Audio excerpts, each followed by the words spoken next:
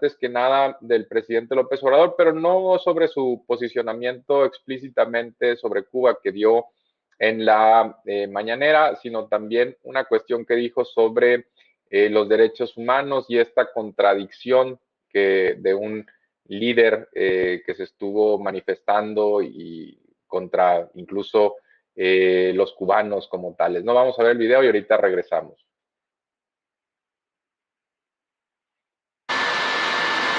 Es un poco lo que veíamos y es lo que está en la profundidad de este debate. Lo que hablábamos de un defensor de derechos humanos que insulta a un funcionario de la Embajada de Cuba de derechos humanos y le dice dos cosas que no puedo repetir. Pero se puede pensar, ¿es él? No. Él ni se dio cuenta. Lo ven normal. Es una formación. Y el asunto es que no es solo él.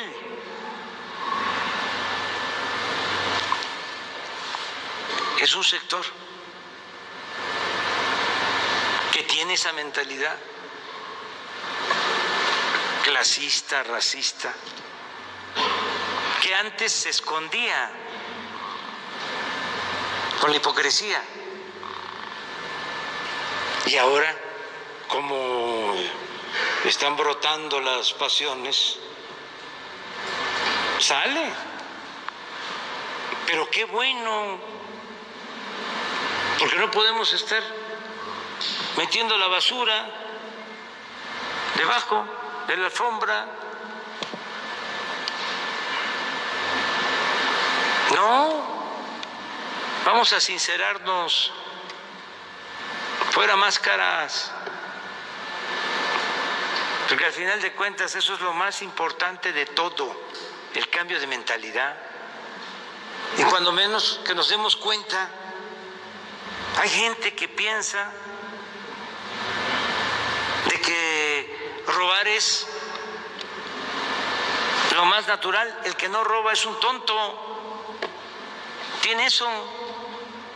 Aprovecha ahora que tienes oportunidad. No seas tonto.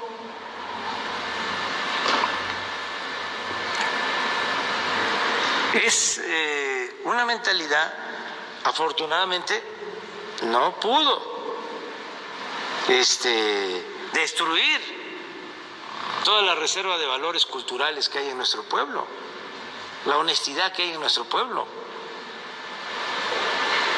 Pero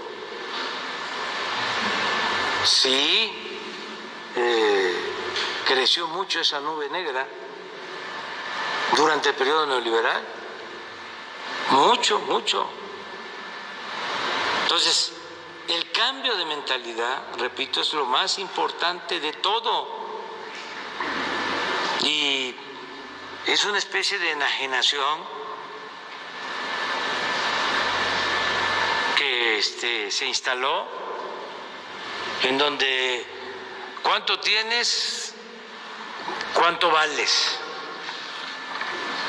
Y los principios y los ideales, eso, como decía el alazán tostado,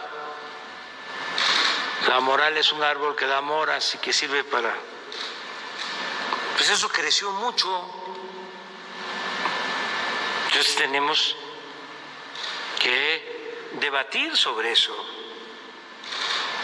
Es muy importante, sin odios, sin rencores, sin confrontación, sin violencia, nada más, el puro debate. Bueno, quise empezar con este video por un par de motivos. El primero, porque efectivamente, pues hay muchas cosas que el debate público normaliza y vamos a ver algunas de ellas en unas gráficas sobre Cuba a lo largo de la emisión para ver que quizá lo que nosotros tenemos por prejuicio no es tan cierto. No quiere decir por supuesto, con esto que estemos, digamos, a favor de la violación de los derechos humanos, por supuesto que no, pero ese es el debate facilón y ese es el debate que, por supuesto, se aprovecha internacionalmente para golpear a Cuba. Ese es el segundo motivo de la proyección. Vemos la contradicción de una persona ligada a derechos humanos, pues ejerciendo ese tipo de violencia verbal, ¿no? Y hasta de actitudes. Y es, por supuesto, los derechos humanos como especie de marco discursivo. Vemos que está siendo utilizado incluso por el mismo Donald Trump, ¿no? Para atacar pues, a Cuba desde un punto de vista de sacar, francamente, raja política. Es, por supuesto, también un posicionamiento que compartió Joe Biden y que compartieron otros líderes en Estados Unidos.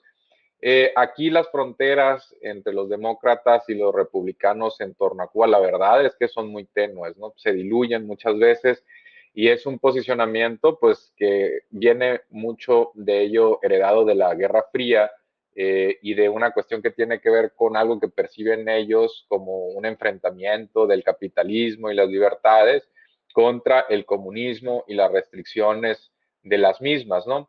En Cuba, pues actualmente se vive, por supuesto, una crisis por el COVID, como se ha vivido en muchas otras partes del mundo, mismas que retomaremos en unos minutos más.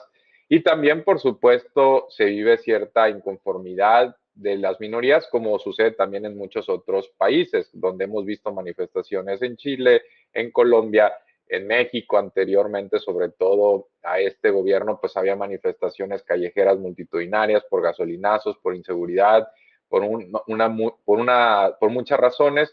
Y también ha habido en Estados Unidos manifestaciones contra el racismo, manifestaciones contra la violencia policial, y no por eso podemos decir que es un Estado fallido, no por eso podemos decir que es generalizado en todo el sistema político, en todos los estados, en todos los niveles de gobierno. Si lo hiciéramos así, pues entonces podríamos ver muchas cuestiones del régimen de los Estados Unidos, la represión de sus minorías, el trato a los migrantes, la violencia de las armas de fuego, y entonces decir que Estados Unidos es un sistema fallido y que republicanos y demócratas por igual son represores y que no merecerían estar ahí. Y que entonces eso quizá justificaría una intervención militar, pero pues, evidentemente no es posible porque Estados Unidos es la potencia del mundo.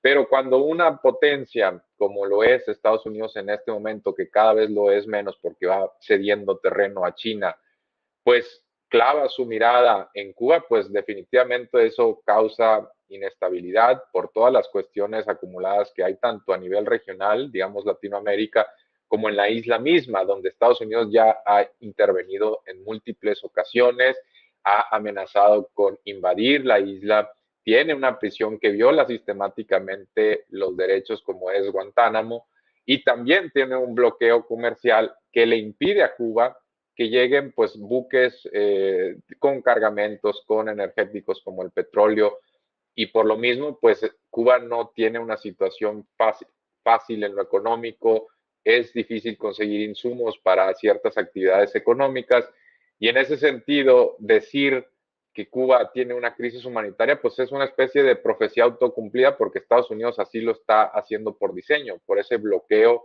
económico que además fue rechazado casi por unanimidad en las Naciones Unidas. Únicamente votaron pues a favor de continuar, digamos, el bloqueo o posicionarse a favor del bloqueo Estados Unidos e Israel, que como sabemos son aliados internacionales y van prácticamente en todo de la mano. Pero Estados Unidos está quedando solo, sí tuvo muestras de apoyo, cierto apoyo por Bolsonaro, principalmente por la derecha internacional. Vimos también, por ejemplo, críticas a Cuba que vienen desde España, particularmente de Pablo Casado y el PP, su líder. Y bueno, pues evidentemente siempre que Cuba está en la palestra, pues se presta a que haya un debate público y pues lo podemos tener, por supuesto, en los términos que ustedes consideren más relevantes, pero siempre tratando de alimentarlo un poco de insumos adicionales para tener una coyuntura un poco más profunda, para tener cuestiones estructurales que están ahí de la manera más nítida posible y no caer en los encuadres facilones con los que generalmente se aborda este tipo de cuestiones, ¿no? Derechos humanos, como proclama Donald Trump, ¿no? Mientras Donald Trump los violó sistemáticamente durante su gobierno y, por supuesto, a través de su discurso, pues trataba de aniquilar a las mismas minorías que están en los Estados Unidos. Después se calmó un poco, pero pues no deja de ser irónico, ciertamente.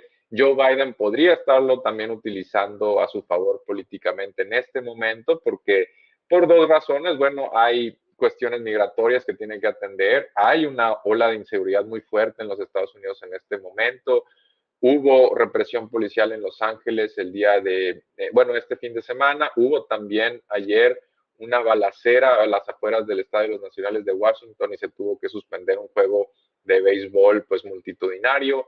Y sabemos que en Estados Unidos, por supuesto, los políticos siempre intentan posicionarse en contra de Cuba porque no hacerlo puede ser muy costoso, ¿no? Ha costado elecciones, por ejemplo, para aspirantes demócratas que buscan ganar una primaria en Florida. Y en particular en Florida, Joe Biden perdió la elección frente a Donald Trump, entonces sería muy costoso para él, lo cual no justifica pues que caiga en los mismos posicionamientos republicanos de siempre. Ya vimos a Ted Cruz, por supuesto, posicionándose en contra de Cuba. Al